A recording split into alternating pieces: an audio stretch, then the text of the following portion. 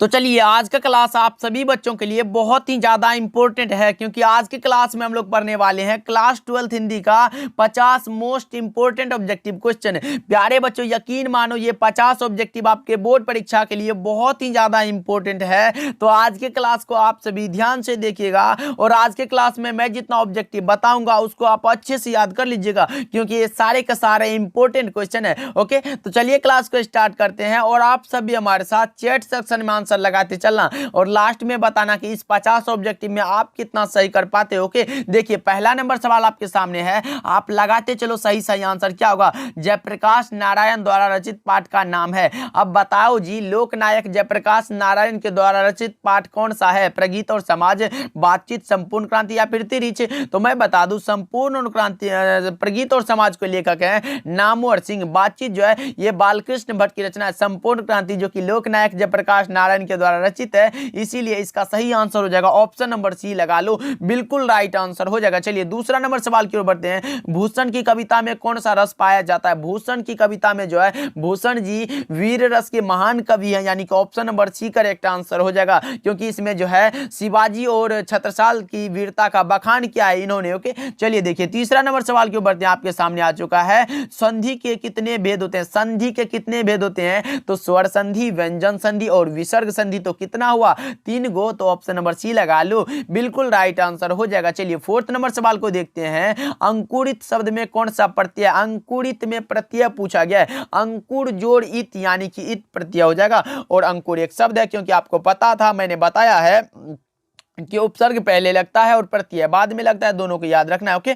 चलिए पांचवा नंबर सवाल को देखते हैं। नवरत्न में कौन सा समास है। अब लगाओ जी, फटाफट से लगाओ ना। नवरत्न में कौन सा समास होगा। तत्पुरुष होगा, अब यही भाव होगा, द्वंद्व होगा या फिर द्विगु होगा। तो नवरत्न में जो समास होता है वो हमारा होता है द्विगु, यानी कि option number D correct answer हो जाएगा, क्योंकि इसमें नवरत्न यानी कि नंबर का बोध हुआ। भाई अच्छे से याद करना। चलिए 6 नंबर सवाल देखिए। आकाश पाताल एक करना मुहावरे का अर्थ होता है। आकाश पाताल एक करना मुहावरे का अर्थ होता है कठिन परिश्रम करना, यानी कि ऑप्शन डी राइट आंसर हो जाएगा। जैसे कि आप आकाश पाताल अभी एक कर रहे हो, कठिन परिश्रम कर रहे हो, भाई आपके बोर्ड एग्जाम की प्रिपरेशन कर रहे हो अच्छे मार्क्स के लिए। ओके, चलिए 7 नंबर सवाल को देखते हैं क्या कह रहा है। मुट्ठी में करना मुहावरे का अर्थ है। मुट्ठी में करना यानी कि वश में कर लेना, कौन सा।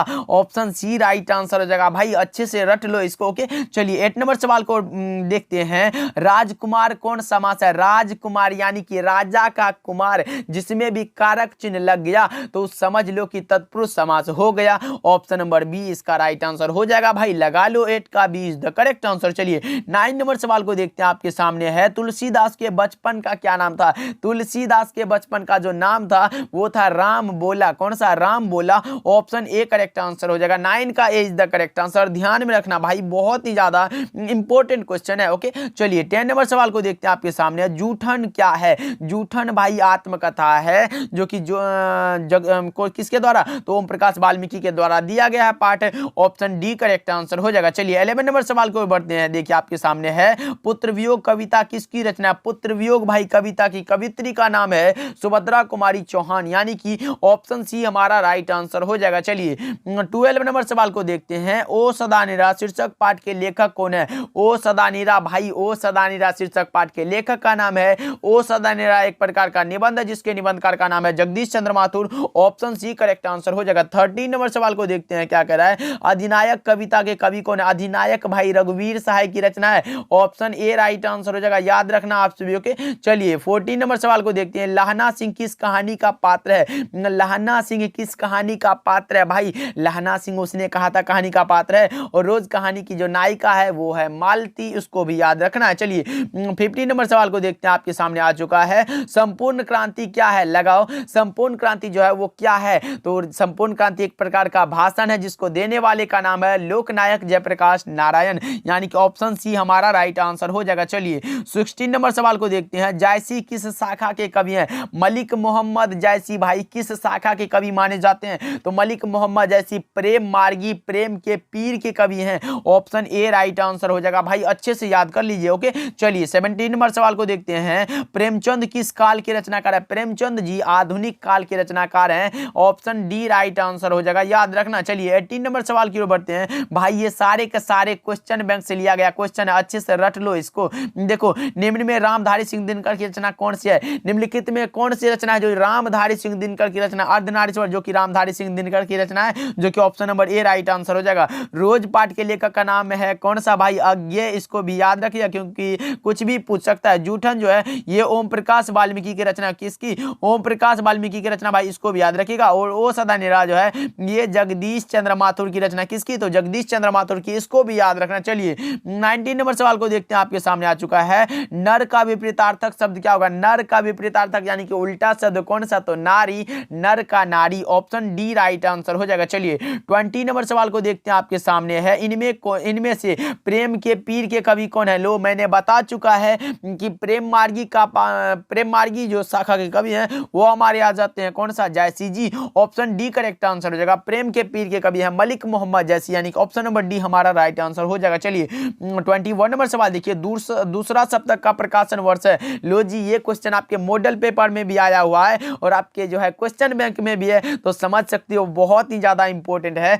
दूसरा सप्तक का जो प्रकाशन वर्ष हो जाएगा वो हो जाएगा 1951 ईस्वी, option number B right answer हो जाएगा। चलिए 22 नंबर सवाल देखिए, बालकृष्ण भट्ट किस काल की रचनाकार है? बालकृष्ण भट्ट भाई किस काल के रचनाकार है? तो आधुनिक काल कहा गया, ऑप्शन डी राइट आंसर हो जाएगा। अगर पूछता कि बालकृष्ण भट्ट किस युग के रचनाकार हैं तो वो है भारतेंदु युग के रचनाकार, ऑप्शन नंबर जो होगा उसको लगा देना, याद रखना। बालकृष्ण भट्ट भारतेंदु युग के रचनाकार है और आधुनिक काल के रचनाकार है, दोनों को याद रखना। चलिए 23 नंबर सवाल को देखते हैं, उसने कहा था किस वर्ष की रचना है? उसने कहा था जो रचना है चंद्रधर शर्मा गुलेरी की रचना है, जो कि प्रकाशित हुआ था 1915 में, option number A right answer हो जाएगा। चंद्रधर शर्मा गुलेरी ने 3 कहानियां लिखी थी, जिसमें कि पहला है कौन सा? सुखमय जीवन बुद्धू का कांटा, और उसने कहा था सुखमय जीवन बुद्धू का कांटा हुआ था प्रकाशित 1912 में और 1911 में, और जो है ये और उसने कहा था जो है ये 1915 में हुआ था, दोनों को याद रखना भाई, बहुत ही ज्यादा इंपॉर्टेंट है। ओके चलिए 24 नंबर सवाल देखिए, संपूर्ण क्रांति का नारा किसने दिया था? संपूर्ण क्रांति का जो नारा दिया था वो दिया था लोकनायक जयप्रकाश नारायण ने, कौन सा?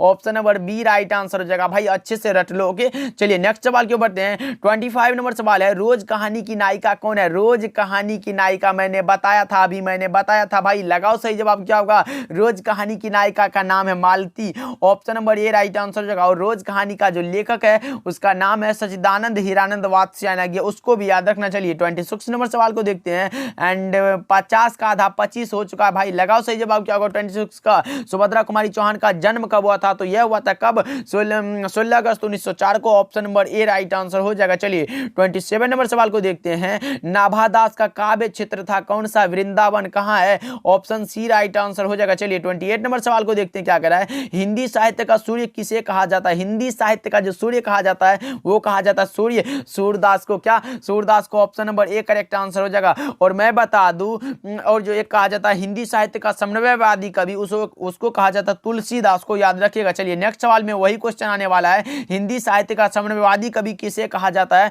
यह कहा जाता है तुलसीदास को। क्या? तुलसीदास को कहा जाता है, option number B right answer हो जाएगा। 30 नंबर सवाल देखिए, अज्ञान में कौन सा उपसर्ग है? अज्ञान में उपसर्ग पूछा गया आप सभी से। अज्ञान में जो उपसर्ग होता है ओ प्लस ज्ञान, यानी कि ओ हमारा उपसर्ग हो जाएगा और ज्ञान एक शब्द है, ध्यान में रखिएगा। चलिए 31 नंबर सवाल को देखते हैं क्या कह रहा है, हिंदी कहानी के विकास में मील का पत्थर कौन सी कहानी मानी जाती है? उसने कहा था भाई विमल राय ने इस कहानी पर फिल्म भी बनाई है, जो कि ऑप्शन नंबर ए में दिया गया है, राइट आंसर हो जाएगा। 32 नंबर सवाल देखते हैं, जो खाने योग्य हो वह है खाद्य कह सकते हैं उसको, ऑप्शन सी राइट आंसर हो जाएगा। चलिए 33 नंबर सवाल को देखते हैं क्या कह रहा है, जिसका खंडन ना किया जा सके, जिसका हम लोग खंडन ना कर सकते हैं उसको हम लोग कहते हैं अखंडनीय। कौन सा? अखंडनीय, ऑप्शन डी राइट आंसर हो जाएगा। 34 नंबर सवाल देखिए, आवरण शब्द का विलोम क्या होगा? उल्टा पूछा गया है, तो आवरण का विलोम होता है अनावरण, ऑप्शन डी राइट आंसर हो जाएगा, याद रखना। चलिए 35 नंबर सवाल देखिए,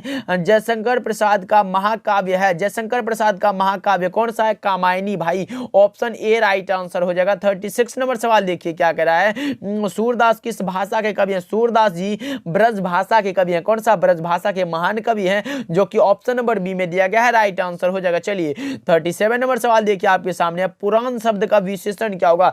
पुराण का जो विशेषण होता है वो होता है पौराणिक। कौन सा? ऑप्शन नंबर ए में दिया गया है, बिल्कुल करेक्ट आंसर हो जाएगा। चलिए 38 नंबर सवाल देखते हैं, आलस्य शब्द का विशेषण क्या होगा? आलस्य का विशेषण होता है आलसी। कौन सा?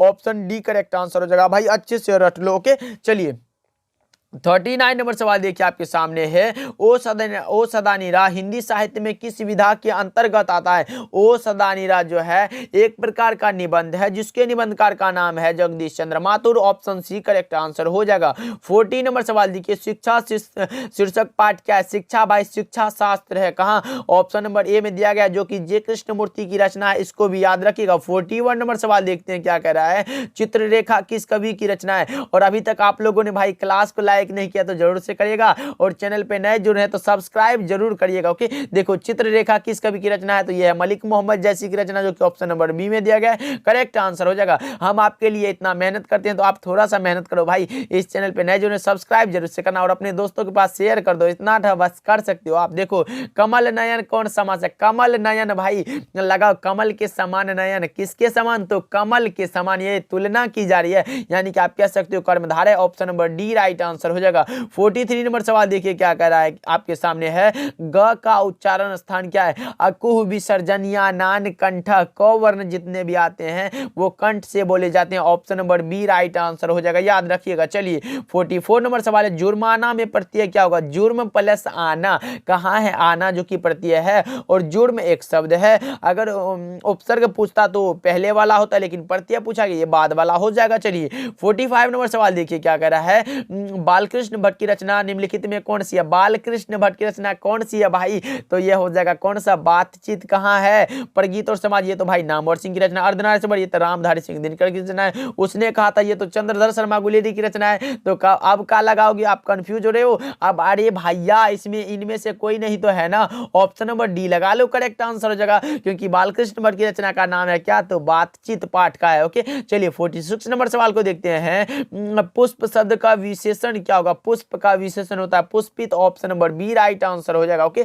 चलिए 47 नंबर सवाल को देखते हैं क्या कह रहा है। तुलसीदास का सर्वश्रेष्ठ महाकाव्य कौन सा है? तुलसीदास का सर्वश्रेष्ठ महाकाव्य का नाम है रामचरितमानस और जयशंकर प्रसाद का सर्वश्रेष्ठ महाकाव्य है कामायनी। भाई इसको भी याद रखिएगा। और उर्वशी जो रचना ये है दिनकर जी की। चलिए 48 नंबर सवाल को देखते हैं। प्रकृति वर्णन से संबंधित कविता कौन है? प्रकृति वर्णन से संबंधित कविता है उषा, जिसके लेखक का नाम है शमशेर बहादुर सिंह। गांव का घर जो ये ज्ञानेंद्र पति की रचना है। अधिनायक रघुवीर साय की रचना है। छप्पा जो है ये नाभा दास की रचना है, इसको भी याद रखिएगा। 49 नंबर सवाल को देखते हैं आपके सामने आ चुका है। बालकृष्ण भट्ट का जन्म कब हुआ था? भाई बातचीत शीर्षक निबंध के निबंधकार बालकृष्ण भट्ट का जन्म हुआ था 23 जून 1844। कब? 23 जून 1844। और निधन हुआ था 20 जुलाई। कब? 20 जुलाई 1914 को हुआ था। बस इसको भी याद रखिएगा, बहुत ही ज्यादा इंपॉर्टेंट है। ओके चलिए 50 नंबर सवाल को देखते हैं एंड आज के क्लास का भाई लास्ट सवाल है। घुटने टेकना मुहावरे का अर्थ है। घुटने टेकना मुहावरे का जो सही अर्थ होता है वो क्या होता है? लगाओ सही जवाब क्या होगा? हार मानना, योगा करना, अभिवादन करना या फिर लज्जित होना। तो मैं बता दूं घुटने टेकना मुहावरे का सही अर्थ होता है हार मानना। जैसे कि अगर आप अभी बोर्ड एग्जाम की तैयारी कर रहे हो, अगर आप घुटने टेक दिए तो भाई आप हार मान लिए। अभी घुटने टेकना नहीं है भाई, पूरा साहस के साथ आकाश और पाताल को एक करने का समय है, इसलिए बहुत परिश्रम करना है, जिससे कि आपके बोर्ड परीक्षा को फोड़ने का समय अब आ चुका है। भाई अच्छे से तैयारी करो और आपके बोर्ड परीक्षा में अच्छे मार्क्स लाओ। घुटने टेकना मुहावरे का जो अर्थ होता है वो होता है हार मानना। Option number A right answer हो जाएगा। अब आप कमेंट करके बताओ कि इस 50 ऑब्जेक्टिव में आप कितना सही कर पाए और पहले से आपको कितना पता था ये बताना। और आज का क्लास भाई आपको कैसा लगा जरूर से कमेंट करके बताना। अपने दोस्तों के पास शेयर भी कर दीजिएगा। चैनल पे नए जुड़े हैं भाई सब्सक्राइब कर लीजिएगा और क्लास को भी लाइक कर दीजिएगा। मिलते हैं अगले क्लास में, तब तक के लिए आप अपना ध्यान रखिएगा एंड बाय बाय।